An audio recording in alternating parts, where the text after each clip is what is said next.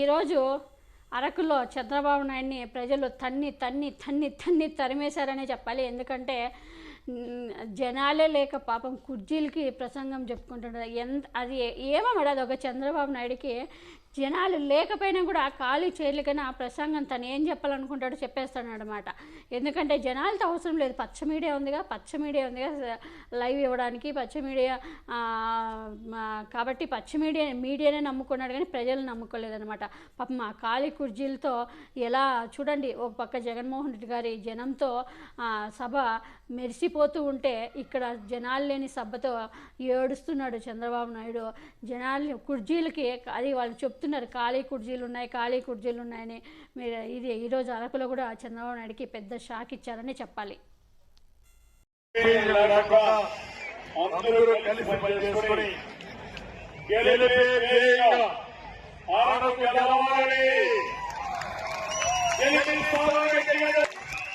రాష్ట్రాన్ని కాపాడుకోవాలి, తెలుగు జాతి గెలవాలి,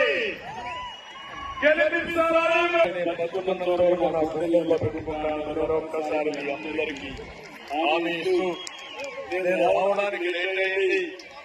టెక్నికల్ ప్రాబ్లం ఎన్నికలకు వచ్చి వాళ్ళు చక్కర్లు కొట్టి నా జీవితంలో ఎప్పుడో చూడని స్పందన చూశాను. చాలా